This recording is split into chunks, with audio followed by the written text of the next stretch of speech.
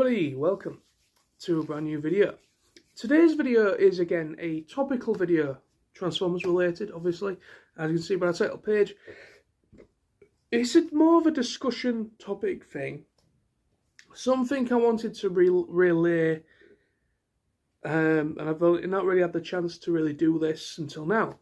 So this is relating, as I said by the title, to the latest Transformers live-action film, aka Rise of the Beasts, and this is going to be a discussion of my general thoughts of what I think about the voice cast so far that have been announced.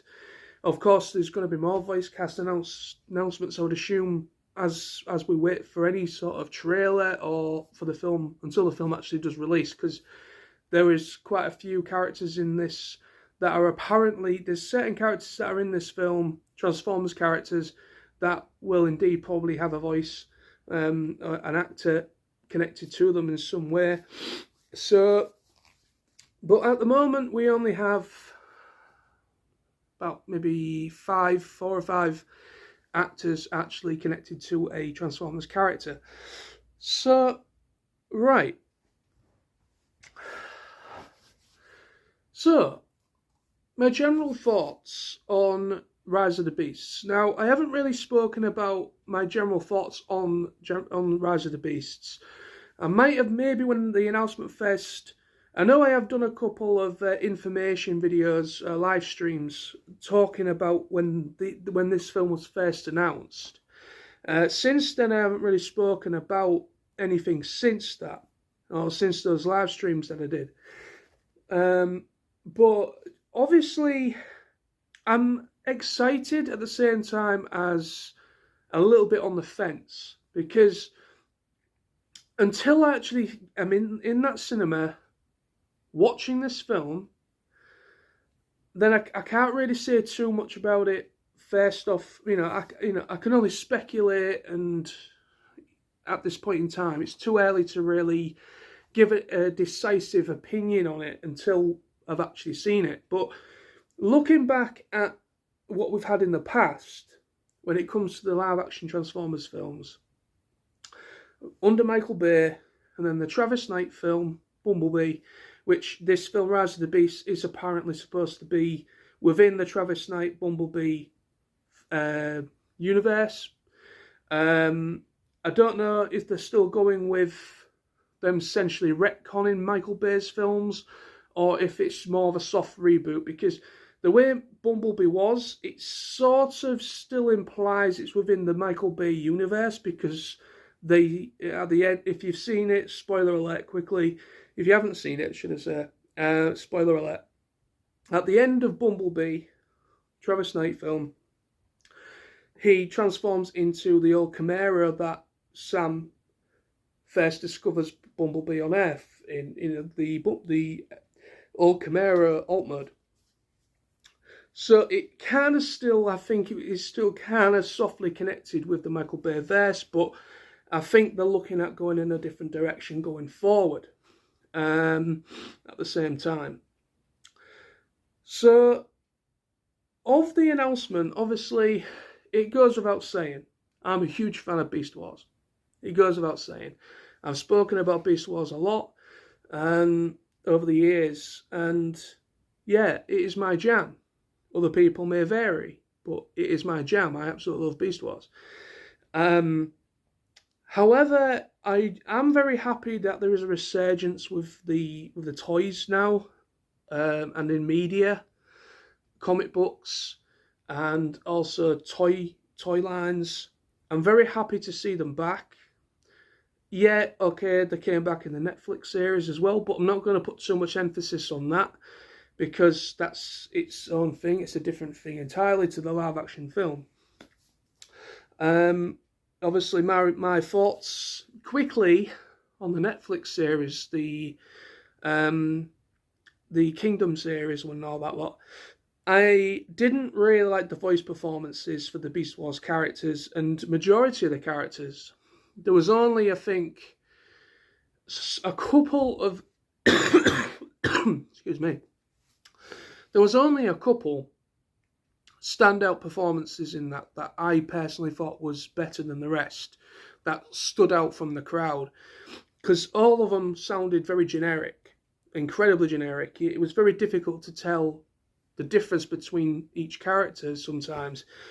That's my personal opinion. Other people might, so there's some people out there that did enjoy that the Netflix animated series, but for me, I just didn't like it. I didn't like the performances, except for Starscream. I thought was very Chris Letter-like. Very, very much a good performance. You could tell that was definitely more of a standout performance. I personally liked Megatron's performance. I thought the voice for Megatron was quite good. Also, Elita 1, I quite liked her as well. They're literally the only ones that I generally thought were more stand out, which is a shame, really. Considering I do like a darkest Transformers story, it was very dark, I will agree, but it was more bland. There wasn't much. I understand it's meant to be a more gritty, more it's kind of like a proper war series featuring the Transformers characters. It's dark, it's gritty, it's death is literally possible death is around every corner. They don't know when that day is going to be their last. That sort of feeling you get from that series. It's more of a desperate plea for survival. In the past, we've had a much lighter approach to it. With G1, it had its parts, had its moments where it was darker, and then obviously it was more lighter toned at the same time. You had like comedic points in there.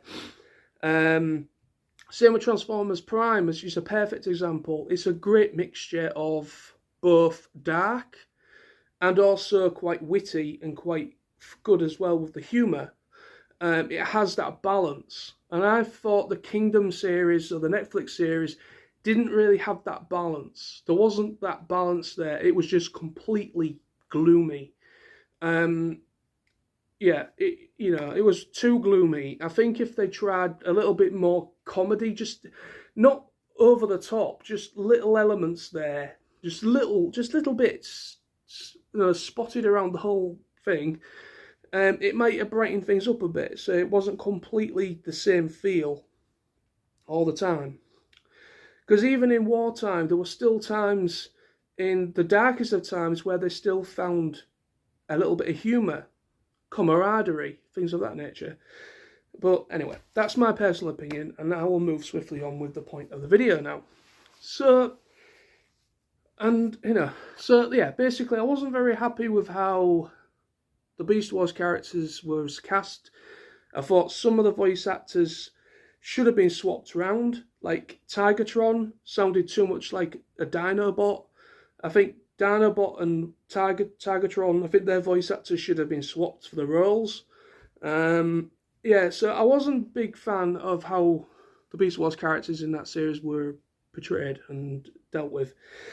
It's not the first time they've been badly done in some sort of a Transformers media either, TV series or web series. The Machinima series, Netflix series, not Netflix, YouTube, sorry. The Machinima, Power of the Primes continuity. I didn't actually, to be honest with you, I didn't actually watch all of it. I only watched so much of it, mostly because it was just bad as well. But the reason why I'm bringing that up is obviously Ron Perlman voiced Primal, Optimus Primal in the Power of the Primes series as well. Machinima series, Power of the Primes as well.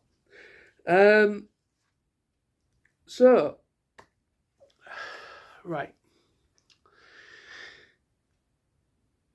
As I said, I'm coming over in a certain way. Some people will be like, I'm trying to think about stuff and trying to come over in a certain way. I'm not being too judgmental or cynical. I'm trying to be open-minded. That's all we can be really at the moment, at this point in time, is to be open-minded, because there's not enough to go on in order to judge it. But from what we've seen in the past, I was, however, I was quite impressed with Bumblebee. I thought, compared to what we've had in the past with the Bay films, yeah, the Michael Bay films had some elements to them that I do find quite entertaining, but when it comes to the storytelling, it fell flat as they went on. The 2007 film, the first live-action film by Michael Bay, will forever be one of my favourites. And then Bumblebee's my second favourite. And then the rest of them, yeah, I know. Certain elements I don't mind. You know, the fights, the action is obviously very decent. The whole how they managed to get them to transform and everything still blows my mind. All that kind of stuff. There's some good elements and some pretty nice designs for the Decepticons and Autobots. But as far as that goes, that's as far as my opinion goes on the Bay films. So, coming to Rise of the Beasts and the announcements that we're finally getting live-action treatment for the Beast Wars characters, of course, at the beginning, I was very, very impressed. Or, not impressed, more eager to see it and very excited at first. And in my live streams that I've done before, when it was like very early in production, literally there was in the writer's room, kind of just, writing the script and screenplay and so on, to go towards this film. I never thought in a million years I would actually see the Beast Wars characters on the big screen. Never in a million years.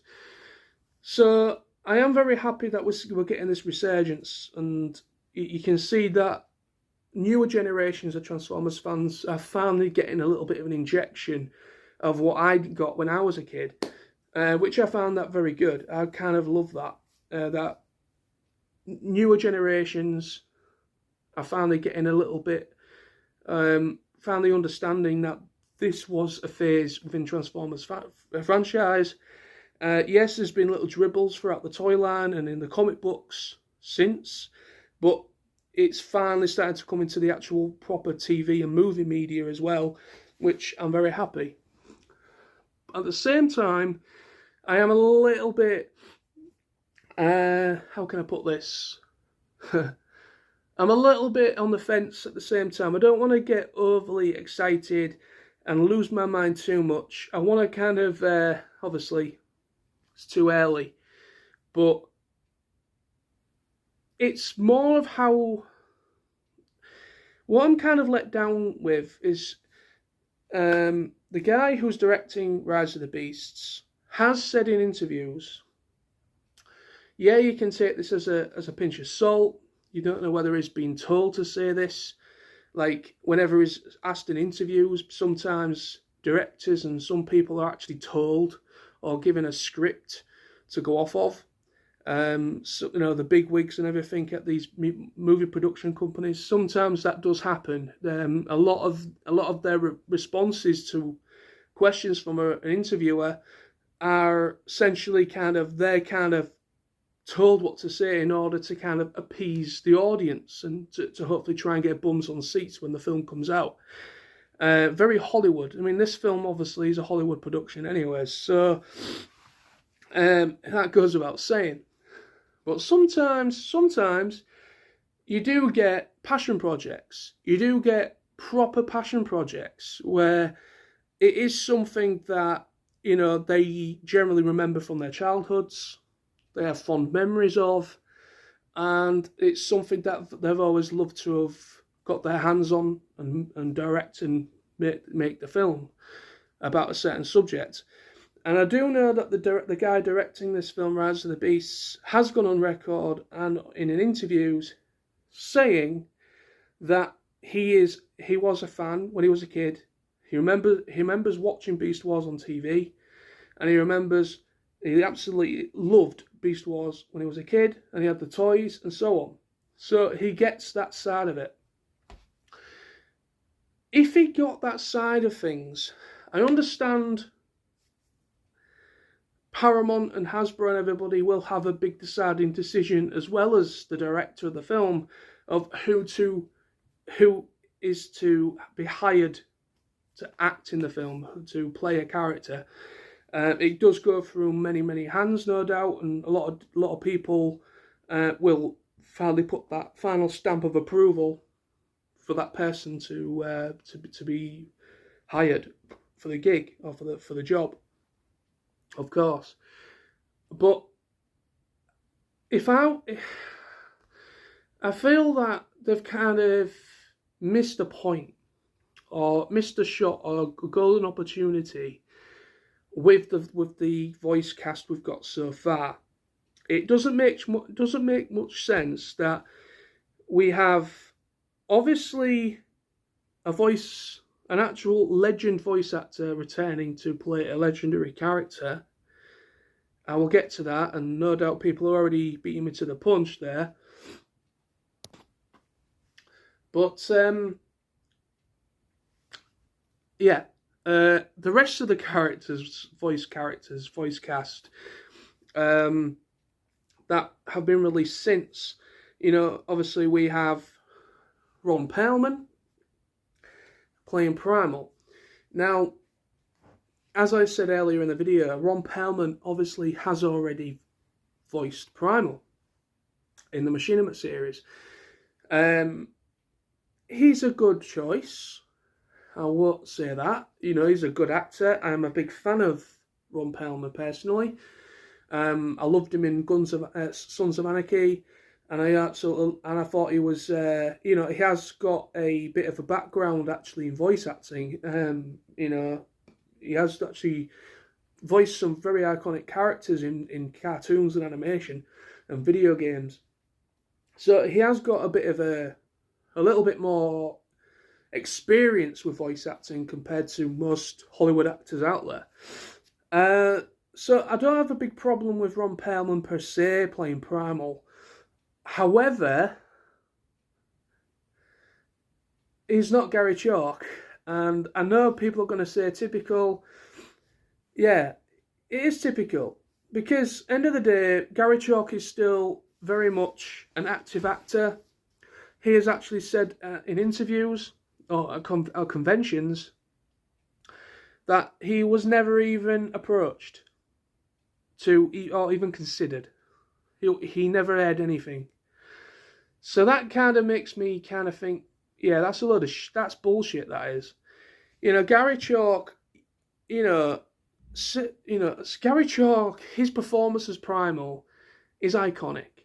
And also his take on Optimus Prime after Beast Wars and Beast Machines, he did a bang up job, in my opinion. He is really good. He got the whole Optimus Prime feeling. You got that feeling from his performances. At least I did. So it's it's a shame. It really is. So yeah, okay. So I've got Ron Perlman as Primal, not Gary Chalk. It would have been fantastic to hear Gary Chalk coming out of Primal again on the big screen. It would have been fantastic. And then going on to the rest of the voice cast announced so far, we have Michelle Yeoh as Airazor. Now, Airazor, again, it makes me wonder if none of the original voice actors for Beast Wars any of them were actually approached. Seems not, because they're going completely different and going different approach entirely on these characters. Again, I understand it's a Hollywood production, and all, but you've got to understand is that if the director has any sort of influence over the making of the film, which of course he does, but in this instance, I don't think he had the power to cast compared to other directors out there and to other films. I have a feeling that this was more of because the Transformers live action films, obviously, they want to They don't want a box office bomb. They don't want to inject all this money into this project, which I understand. They lost a lot of money with the final, the last two Michael Bay films. The last two Michael Bay films lost them a lot of money. The last one, The Last Night, absolutely did abysmal on the box office. I don't think they actually did not earn enough to cover the cost of the movie, or if they did, it was not much at all in profit.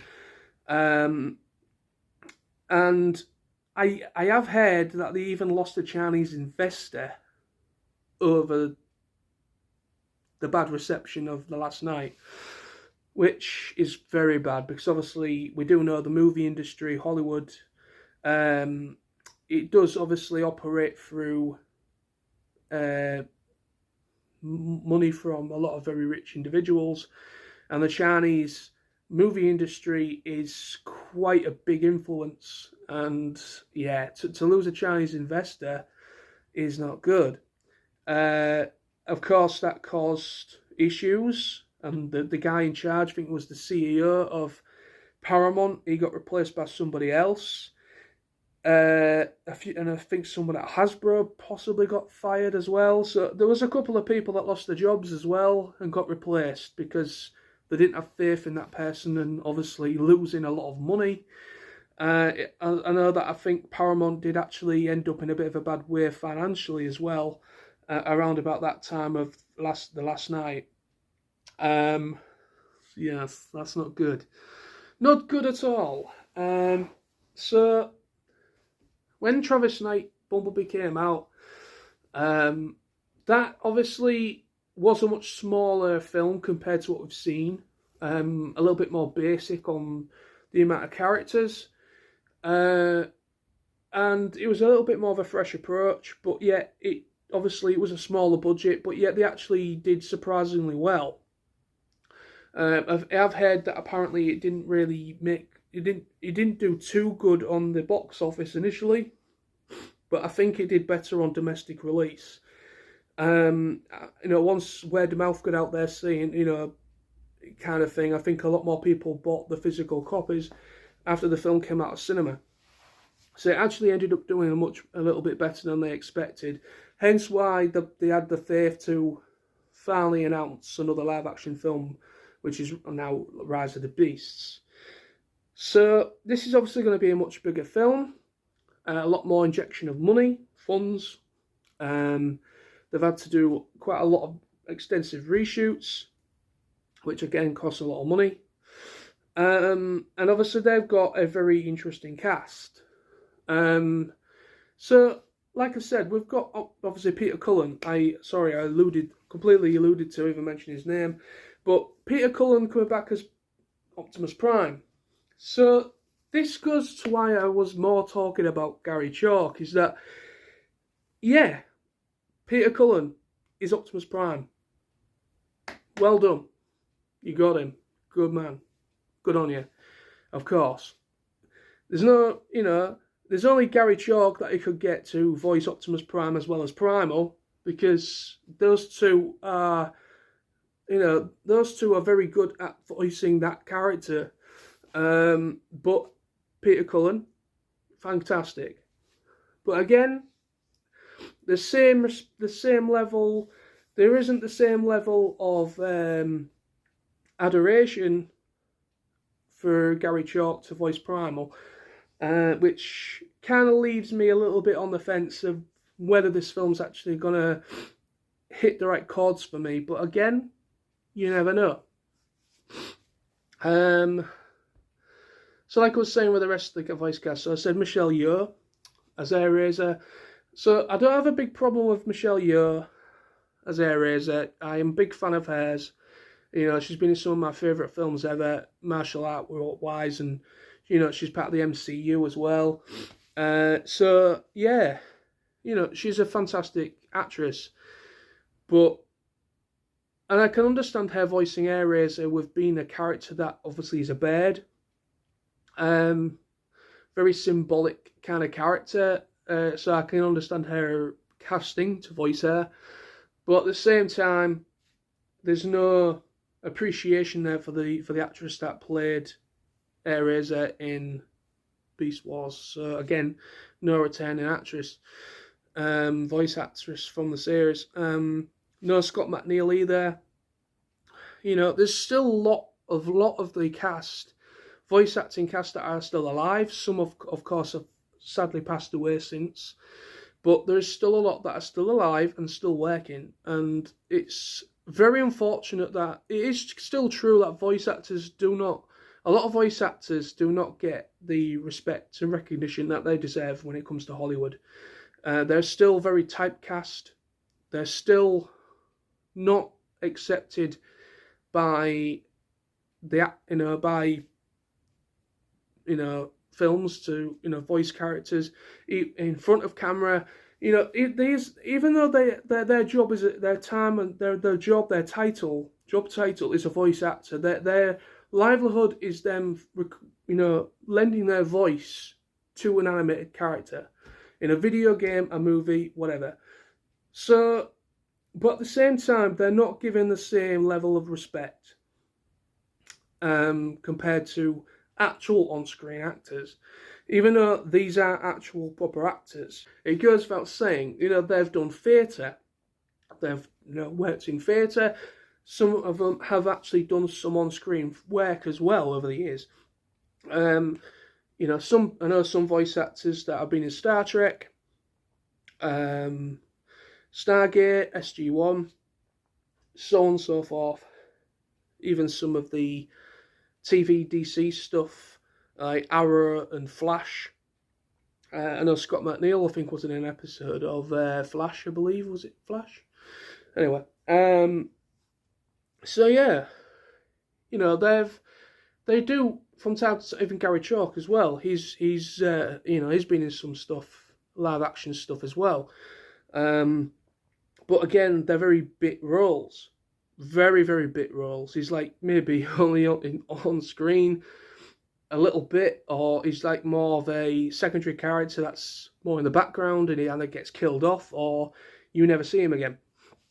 So it's kind of unfortunate that voice actors do not get the same level of respect as actual proper, not proper actors, that's the wrong term to use, on-screen actors that you would come to expect, like Chris Hemsworth and so on, So they'd rather get actors that have much less experience in voice acting over a voice actor that lives that day to day and understands how to project their voice, understands dynamic range, understands how to do two forms of voice acting, whether it's ADR or whether it's lip syncing and all that kind of stuff. They understand it because that's their day-to-day job.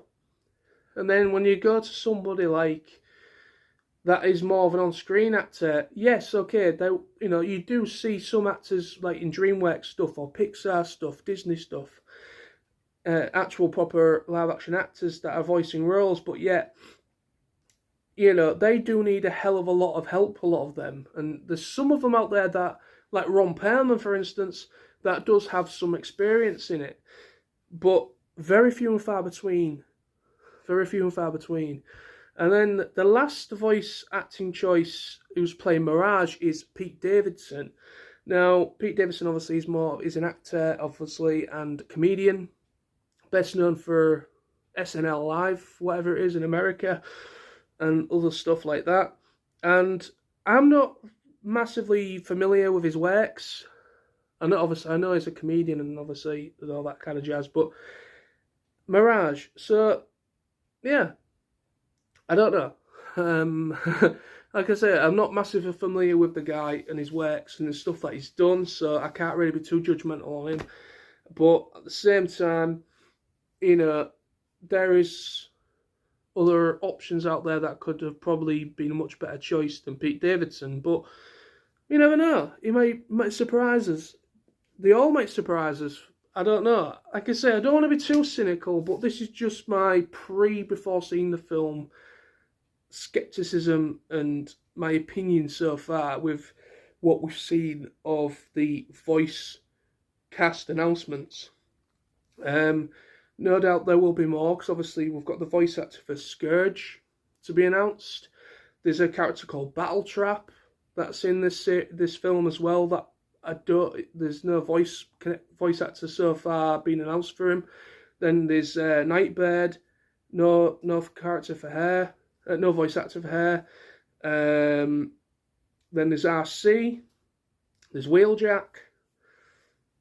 You know, and is there any other voice Beast Wars characters in this besides Airazor and Primal? I mean, I've been hearing rumours of. I know Rhinox was mentioned in the synopsis, the plot.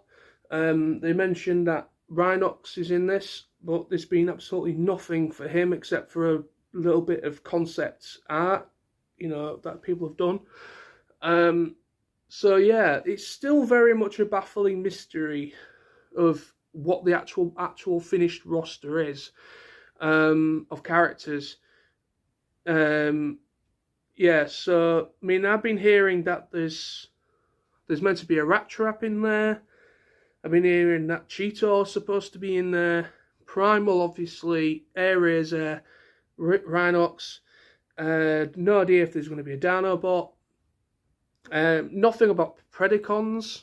Predacons haven't even been mentioned, I don't think, as a potential enemy. I think it's mostly going to be the Maximals, Autobots, even Decepticons. They haven't really mentioned anything about the Decepticons either so far. Whether they're even going to be in the film at all, I don't know. Maybe they will be, but they won't be the main focused enemy. Obviously, the main focused enemy in Rise of the Beasts, at least how it stands, is the Terracons, which are consisted of Battletrap, Nightbird, and Scourge. So yeah, the Terracons are the main big bads. As it says anyway. But yeah, I mean, at the same time, I'm excited. I will be going to see it. But I'm just a little bit reserved on certain points. Mostly with the fact of the voice cast announcements. Of course, I shouldn't be too surprised. This is a Hollywood production after all.